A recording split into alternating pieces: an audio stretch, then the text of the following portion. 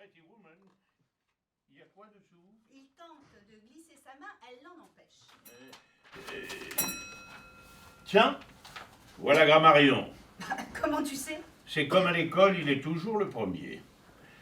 Allons servir un petit pinot au grand maître. C'est là qu'on les reconnaît, les écrivains à l'ancienne. Ils ont une tête à aimer le vin cuit.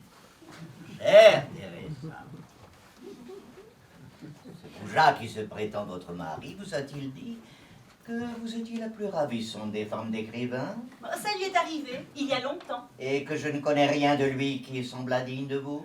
Jamais il n'aura l'humilité de l'admettre. Et que son talent est à la littérature ce que la laideur est à votre grâce? La formule me sera utile, merci. Et que ce petit tablier vous a ravi? Pas plus tard que tout à l'heure, mais il n'a pas eu gain de cause. Mais vous avez là de fort jolies fleurs. Et une fort jolie bouteille, n'est-il pas? Permettez que je la transmette au gueux dont j'ai mis la panse et qu'à vous, belle devant bête, je lègue mon efflorescence. Le salaud, il l'avait préparé, celle-là. Allez, debout. Debout, quoi. À la littérature. À la littérature.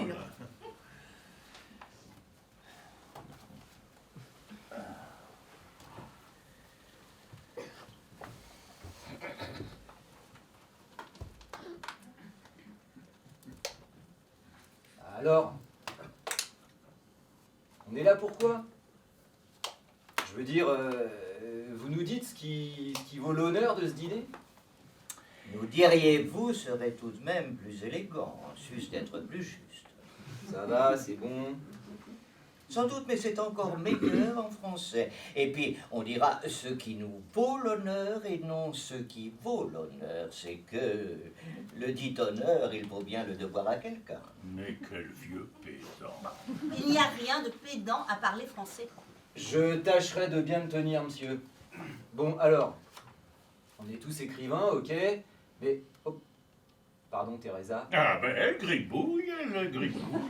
Elle fait ce qu'elle peut. Ah, excusez, c'est pas ce que je voulais dire, mais... Donc, Teresa, en effet, on m'a dit que vous aviez écrit un joli roman.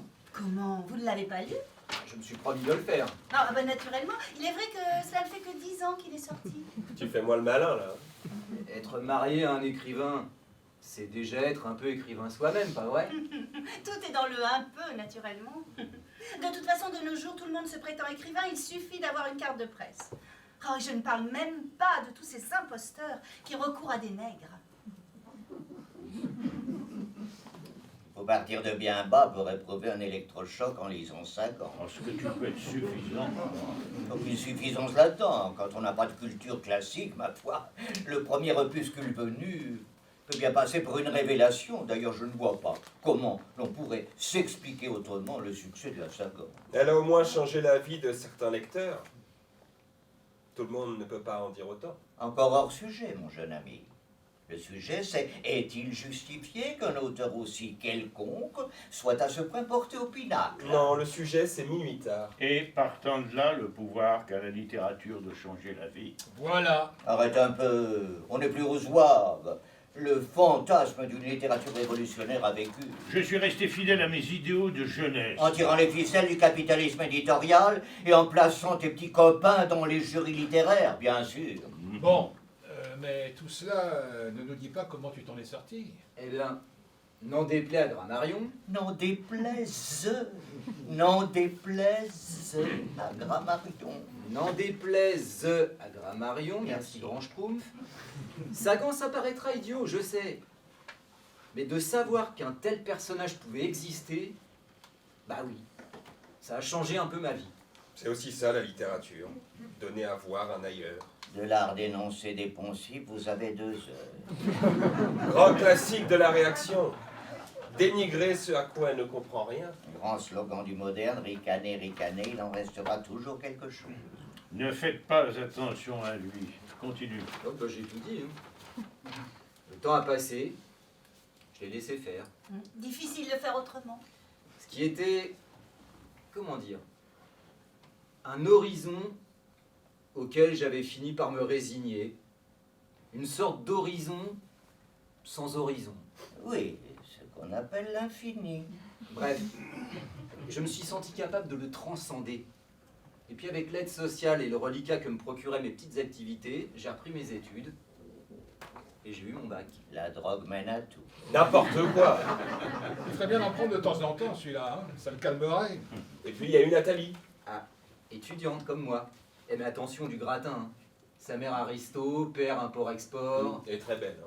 Et cette belle personne s'est entichée d'un petit gars du Haut-Rhin. Ah, c'est fou chez toi cette condescendance. Quelle condescendance qu'une fille d'aristocrate mannequin, sans doute à moitié pute. Non mais tu t'entends. Demi-catin de là-haut s'entiche d'un gaillard qui débarque de son bled, où il vend de la drogue et boit de la bière en lisant du Sagan. Toi, tu trouves ça parfaitement, mécaniquement, sociologiquement prévisible. Largement autant que ton mépris. Tu trouves naturel, toi, la rencontre entre une pétasse millionnaire et un junkie alsacien? Ah, tu m'énerves. Junkie, faut pas exagérer. Pétasse, en revanche. Un joint au réveil, un joint au coucher, c'est quasi pharmaceutique. Alors, Paul Albin, ce roman, je suis tout oui. Bon, en gros, c'est un roman qui raconte, bon, à la louche, hein, je résume, qui raconte, disons, la découverte de l'orgasme par deux adolescents trisomiques. Oh putain. J'ai lu qu'on dénombrait à peu près 70 000 trisomiques en France. Hein, ça vous assure quelques ventes. Ce que j'ai voulu faire, c'est comment dire, bousculer nos réflexes grammaticaux, syntaxiques, faire péter le français d'académie, quoi, disons. Un beau gros prout, quoi. Faire péter le français d'académie, vous m'en direz tant. Non, mais oui, mais à l'instar de Molière, si vous voulez, le Molière de mourir vos beaux yeux, belle marquise d'amour me font. Et ce qu'il me dit, Molière, c'est qu'on peut révolutionner la langue sans tomber dans l'élitisme. Il est vrai que l'élite risque de vous échapper quelque temps encore. Vous confondez la révolution et les surprises parties, mon jeune ami. Molière était un amuseur public, de talent, entendons-nous. Pas même pour le génie, mais un amuseur tout de même. Bouffonnerie pour bouffon de cour et turlupinade pour turlupin de basse-cour. Il se pisserait dessus comme Gargantua du haut de Notre-Dame s'il vous entendait dire qu'il a révolutionné la langue. Et puis pour révolutionner la langue, encore faudrait-il avoir préalablement su écrire. Que belle marquise, vos beaux yeux me font mourir d'amour. À défaut, ce n'est pas une révolution, c'est un attentat. Tu disais, on prouve par l'absurde. Qu'est-ce à dire? Ça se dit, ça? Qu'est-ce à dire? En français, oui. Qu'est-ce à dire? Qu'est-ce à dire? Qu'est-ce à dire qu'on colporte des bobards, qu'on trafique des agendas, qu'on graisse la patte à tel ou tel recalé des prix littéraires? Bref, on machiavélise le microcosme. Joli, j'aurais pu l'écrire.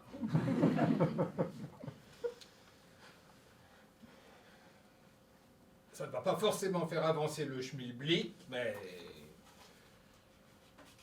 Bref, moi, perso, je peux bien vous le dire. On t'écoute. J'ai connu ça. Nègre. Tu as été nègre? Non, je veux dire, ça m'est déjà arrivé à moi d'avoir recours à un nègre. Tu te fous de nous? Quoi, ce n'est pas toi qui les écris, les bouquins? Ça, c'est de l'info, Coco. Si, mais pas tous. Merde alors. Ça, c'est de la bombe. Et tu nous dis ça comme ça? Tu voulais que je te le dise comment, beauté, en morse? Mais le nouveau, là, les Mongoliens qui découvrent le cul, c'est pas toi? Ah, si, celui-là c'est moi. Hein.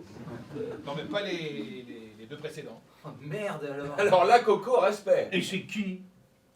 C'est qui? Bah ton nègre! Ah bah non, ça c'est un secret. C'est sous contrat. Galimacé se poste derrière Grammarion, main posée sur ses épaules.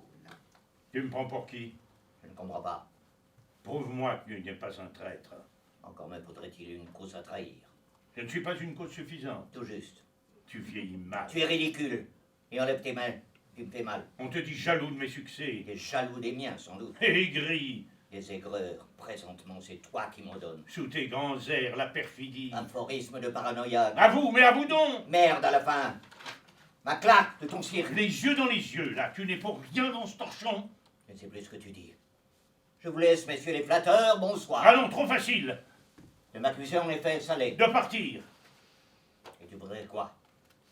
Que je te mette mon poing dans la gueule? Le monde entier sait que nous ne sommes d'accord sur rien. Et bien sûr, le monde entier.